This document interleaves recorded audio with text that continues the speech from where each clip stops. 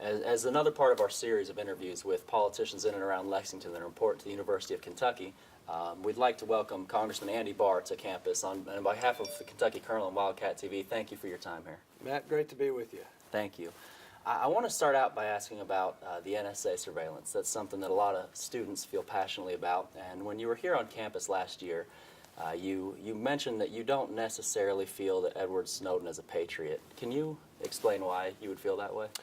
Well, not only do I not feel like he's a patriot, I think he's compromised the national security of the United States. I'm very concerned about the cost that his leaks will cost the American people in terms of our national security. Now, look, I understand that some of the surveillance programs with the NSA are controversial. I think there's grounds for that.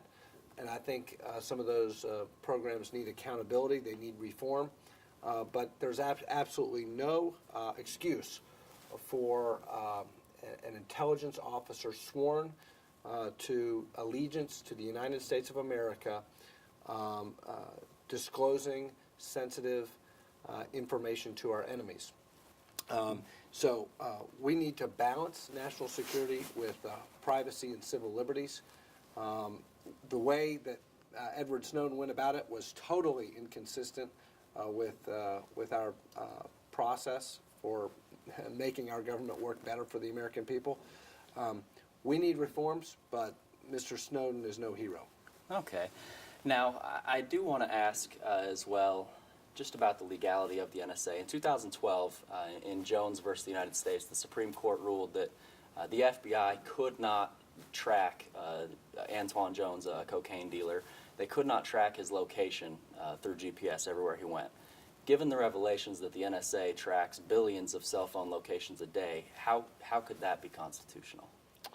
Well, I think you start with the basic idea here. The Fourth Amendment protects Americans from unreasonable searches and seizures. Obviously, we've got a national security issue here. We want to keep the American people safe. Those of us, I'm 40 years old, those of us, and you all were college students today, were younger, but those of us who experienced 9/11, it was a really life-changing experience for all of us. So what we've got to do is we've got to make sure that we prevent another catastrophic terrorist event like that in our country.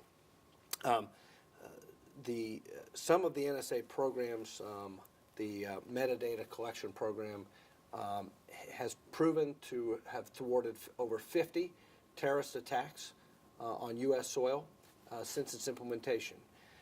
So doing away with our counterterrorism and intelligence gathering efforts would be a mistake. It would have. For example, some of the NSA's programs thwarted the New York City bombing, subway bombing, the New York Times Square bombing. We know that to be the case. So we know we can't do away with our NSA intelligence gathering programs and counterterrorism programs. But what we also have to do is we have to make sure that we don't have this bulk collection of data, telephone data, that is inconsistent with the Fourth Amendment. So there are some reforms that have been proposed that I think make sense to me. For example, putting the data collection in the hands of a third party instead of the government.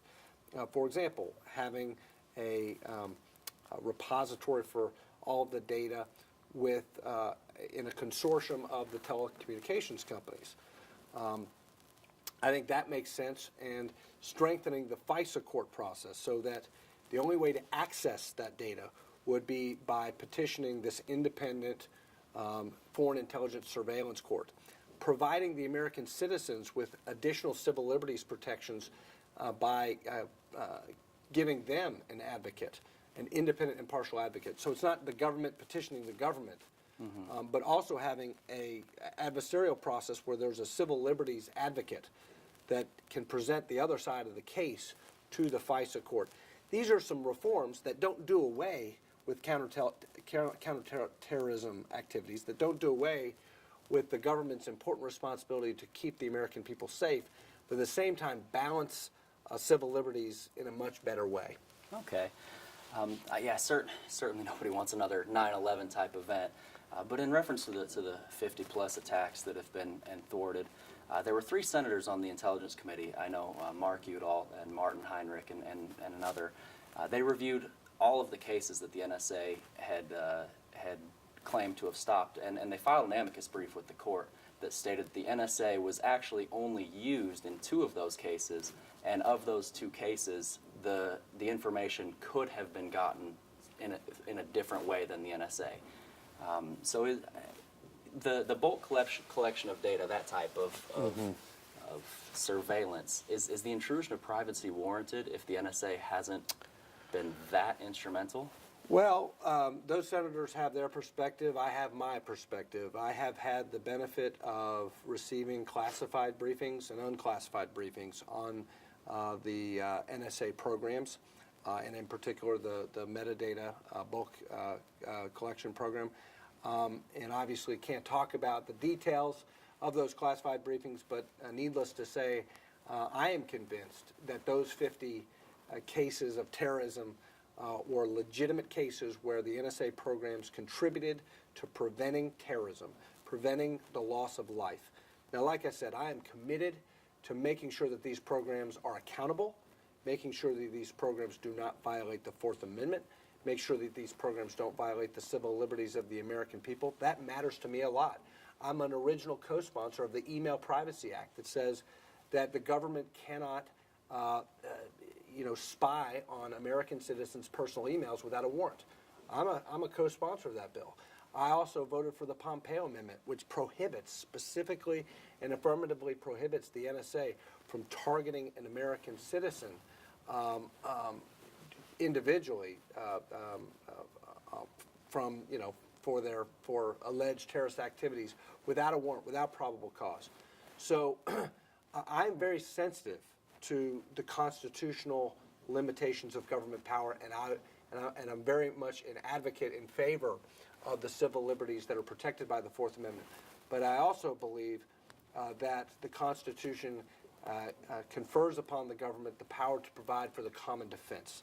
And we are at war, whether we like it or not. There are bad people who want to kill the American citizens out there, and we need to make sure that the government has the tools to prevent these kind of terrorist attacks, and do it in a way that's also in keeping with our constitutional traditions. All right, thank you.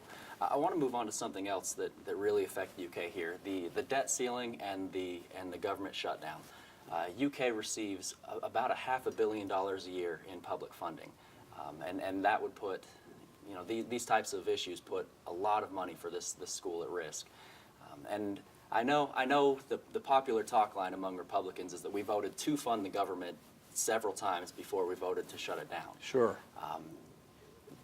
But when it really mattered, when the vote actually carried weight and would have been able to pass, you voted against extending the debt limit and reopening the government. Why? Well, I care a lot about young people in the future generation of this country. That's why I ran for Congress. And especially for people your age, especially for younger generations of Americans, future generations of Americans, what is at stake is the future solvency of America. What's at stake is the future opportunities that you have. What's at stake is the American dream. And if we continue to do business as usual in Washington, if we continue to spend money we do not have in this country, ultimately who is going to suffer is your generation and younger Americans. It is just simply not fair to continue to raise the debt ceiling without making the reforms to prevent a continued accumulation of debt. It's going to compromise your ability and younger people's ability to achieve your potential, because it's basically a tax on your future. So what we need to do is we need to do everything we can to avert default, everything we can to pay our bills. Of course we have to do that. But to simply not raise the debt ceiling and make no reforms is irresponsible. And the other thing is this. I think the debt limit law, I've only been in Congress for 1 year now, but what I've discovered in these 3 kind of episodes that raise the debt ceiling is that the current debt limit law doesn't work. Think about it. We've raised the debt ceiling. Congress has raised the debt ceiling, I think 19 times since 1993. The national debt has grown by over $12 trillion in that time. So if you think about it, the debt limit law doesn't limit debt. It doesn't limit overspending.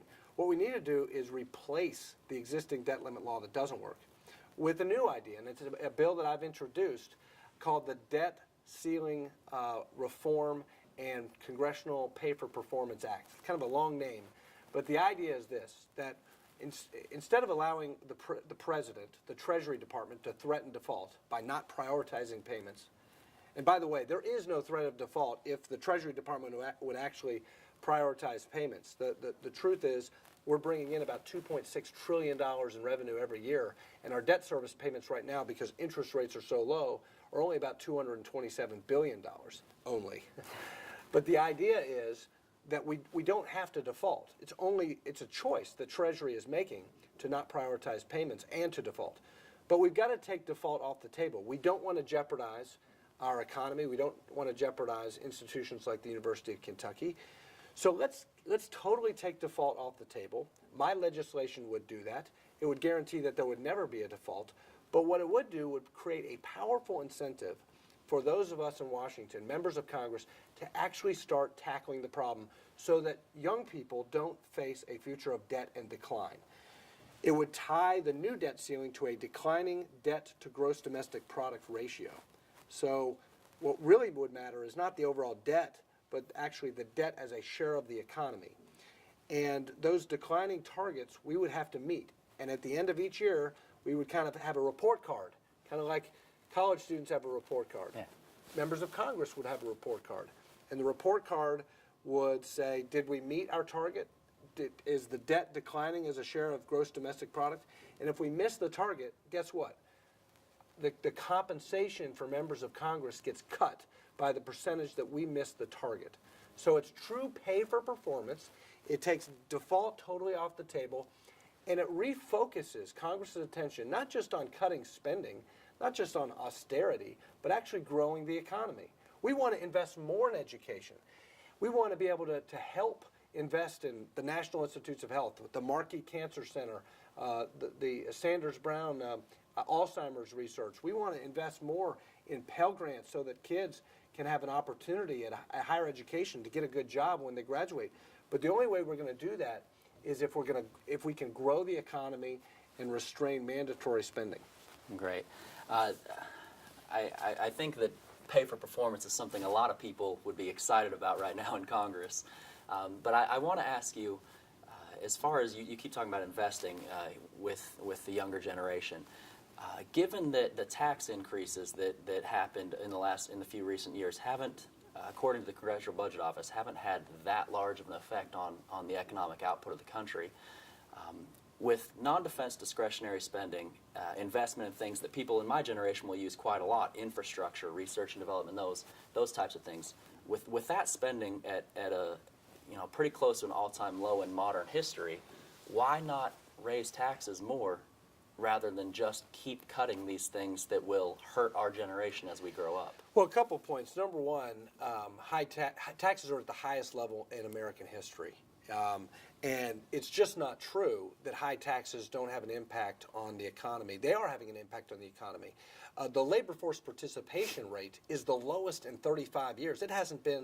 The labor force participation rate hasn't been this low since 1978. That means that the share of working age people who are actually in the workforce is the lowest it's been in 35 years.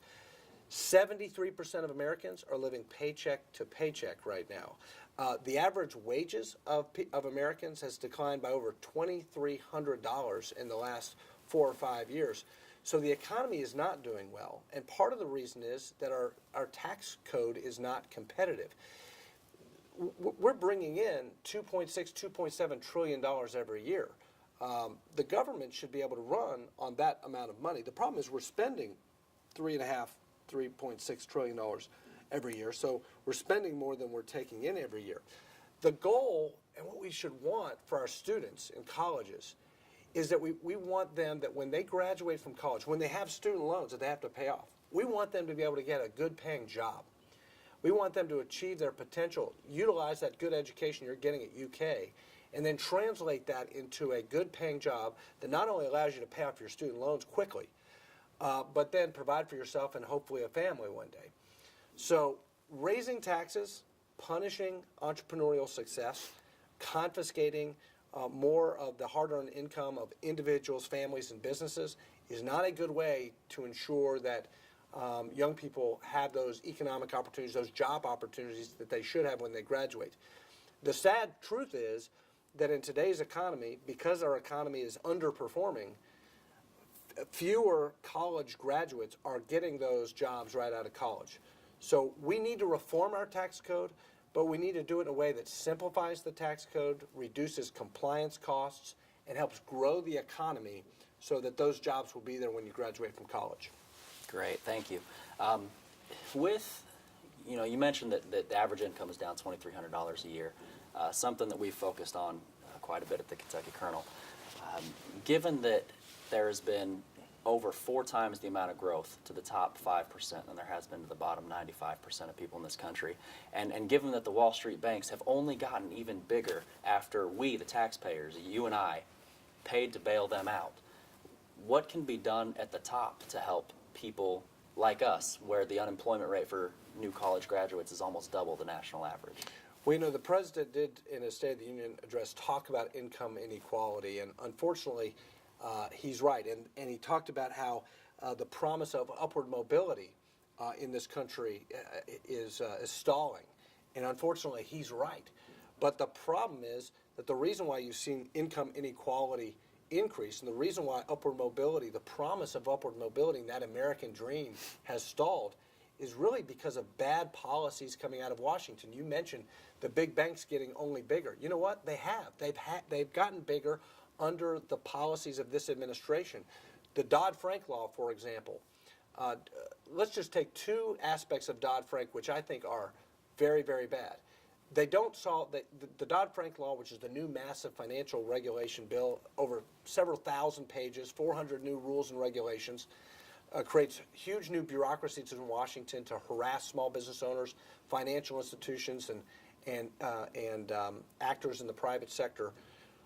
One of the difficult things about that is that they've targeted community banks, they've targeted credit unions, they've targeted small financial institutions, non-bank financial institutions, and the result is that big, huge, massive Wall Street banks, with their lawyers, accountants, and their compliance officers, they can afford to deal with it.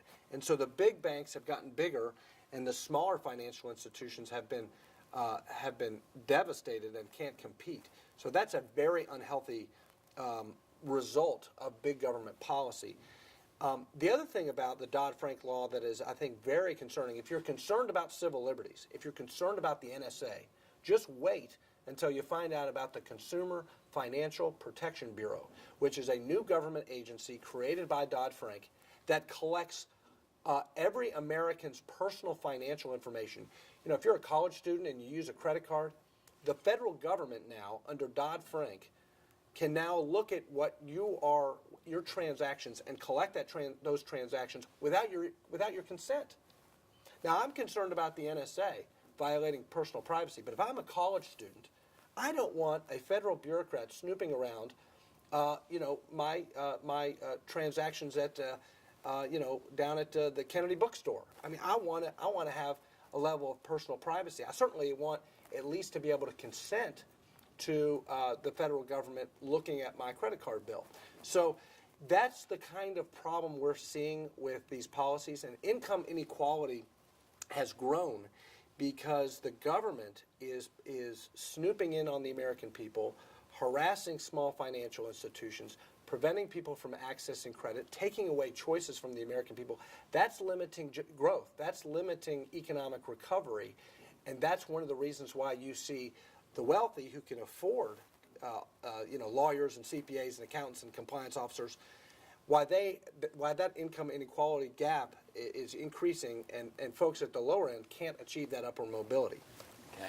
Now, Dodd-Frank may not be the way to go, but there are quite a few economists I've listened to who talk about the repeal of Glass-Steagall. Before the Glass-Steagall Act, I've heard a few economists say, Paul Krugman included, that there was something similar to what happened in 2007, 2008 happened on average of every 6 years. And then during the Glass-Steagall Act, the recessions were not nearly as impactful as they have been. And we repealed it, and it happened again. Is there something, would a reinstatement of Glass-Steagall benefit Main Street? Well, it's pretty complicated, but of course the Volcker Rule, which is part of the Dodd-Frank law, attempts to separate investment banking from traditional commercial banking, which is a Glass-Steagall-like idea. The problem is it's so bureaucratic and so complex. It tries to make this distinction between permissible hedging and prohibited proprietary trading. And proprietary trading is what the Glass-Steagall law was originally was supposed to prevent, meaning that commercial banks use the deposits of traditional banking customers to then make risky trades. And that obviously is something that there's appropriate regulation to prevent that. There would be appropriate regulation to prevent that. The problem is that it's so complex and confusing. The regulation is preventing some very legitimate activities in the banking sector that are very damaging to capital formation and lending. For example, there's a lot of medium-sized businesses in this country who will, if the Volcker Rule is enacted, will not have access to capital in very safe lending practices, by the way. The bottom line is this, is that there is no shortage of regulation in this country. There's no shortage of banking regulation. There's no shortage of financial regulation in this country. And frankly, there was no shortage of regulation in the run-up to the financial crisis. I think the real cause of the financial crisis was government policy. Government policy that induced overinvestment in subprime housing, subprime lending for housing. That's the true cause of the financial crisis. And the great tragedy is that Dodd-Frank and all these new reforms don't really address the underlying cause of the financial crisis.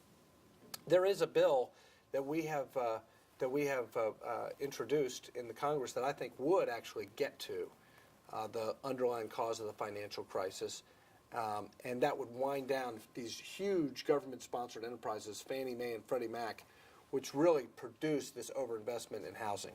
I want to go back to the spending that you talked about. It's really important to people my age that things, non-defense discretionary spending, things like roads and bridges and research and development, it's really important to us that not be taken away. But so much of the federal budget is taken up by Medicare and Social Security, so much so that may not be there for us. Right. And maybe not even for you when you go to retire. Right. Why is it fair that we are paying so much money in payroll taxes to fund Medicare and Social Security, but we're getting nothing in return on non-defense discretionary spending? Well, it's a great point. And for young people who are concerned about the affordability of college, who are concerned about investment in education, who want to see investment in roads and bridges and infrastructure and all the things that we think the government should do, one of the concerns that we have is that mandatory spending on Social Security, Medicare, Medicaid, and interest on the national debt is growing and crowding out our ability to fund education and other priorities. So the government has made a commitment. The government has made a promise to working age people that when they retire, their retirement will be secure. And that's an important commitment. But we got to make sure that the government keeps its promises, not just to current generations of retirees, but to future generations of retirees. Because you're going to be paying taxes, and it's not fair if the government starts breaking its promises to your generation. So the problem is that the math doesn't work anymore. This is really not Republican-Democrat, a Republican-Democrat problem or a liberal-conservative problem. It's a mathematics problem. The math doesn't add up anymore with these programs. If we do, and here's how severe the situation is.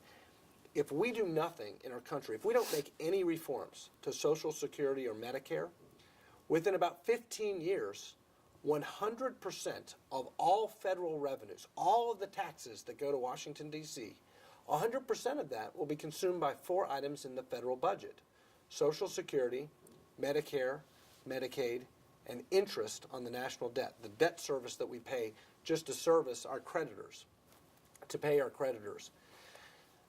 That means there's no money for roads and bridges, no money for education, no money for Pell Grants, no money for direct loans, subsidized loans, no money for the National Institutes of Health and the research dollars that benefits the University of Kentucky. That's a scary prospect. People are concerned about the sequester, as they should be.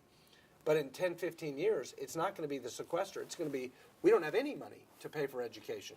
So it is absolutely fundamentally critically important to save the country from bankruptcy, to protect our investment in UK and other research institutions around this country, to invest in our kids, to invest in students so that they have access to affordable student loans, that we reform Social Security and Medicare and make sure not only is it solvent for current generations, but that when your generation retires, after a lifetime of paying taxes, a lifetime of income, you can have a retirement of security. What types of reforms do you think would be needed to let that happen? Well, clearly people are living longer, so younger people have longer life expectancies. The life expectancy when Social Security was originally passed was less than the retirement age. The life expectancy now is in the 70s and 80s. So that's an obvious change that has to happen. The other thing is, wealthier people also may not need the safety net as much as people who are on fixed incomes and don't have the affluence that some people do. We ought to take a look at that.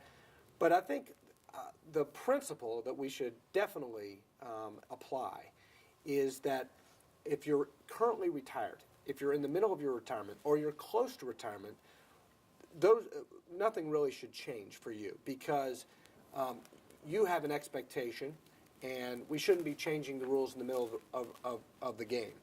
But for younger people my age, I'm 40, middle-aged, 21, 22-year-old folks who haven't even entered the workforce yet, those expectations are not yet set. And when you retire, that age is not yet set. And younger people are expecting to work longer anyway. That will save the system. And that will also guarantee that we can continue to invest in discretionary spending programs like education. Thank you. And one final question. You mentioned student loan debt and the affordability of college is big concerns to you.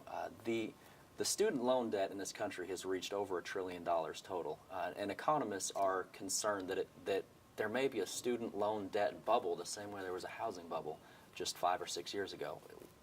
Is there anything Congress can do about that? Absolutely. We've got to do something about it. There's more student loan debt in this country than credit card debt, and it's really compromising the ability of young people to achieve their potential, because they're saddled with this huge debt. They get out into a bad economy. There's not good jobs to pay down that debt. So we've got to make college more affordable. We've got to provide affordable student loans.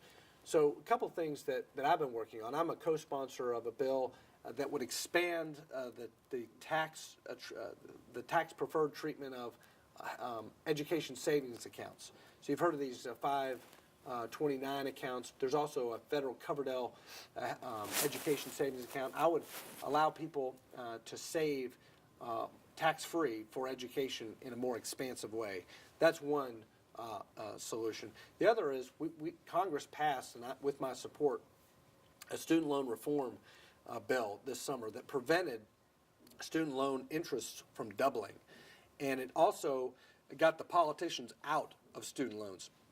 It ties student loan interest rates to a market rate with a cap, so that it would protect students in a high interest rate environment.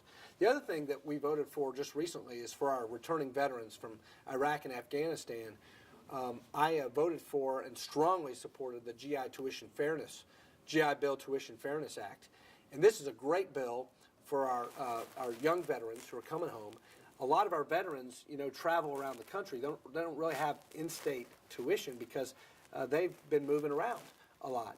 And so what we say in this bill is, if you've earned your GI Bill, and if you've served your country in Iraq, Afghanistan, or whatever, and you're coming home to get your education, take advantage of that GI Bill, you should get in-state tuition wherever you want throughout the country. Get that in-state tuition in Kentucky or in California, Arizona, wherever you are. Representative Barr, thanks so much for Hey, your thanks a time. lot. Appreciate it.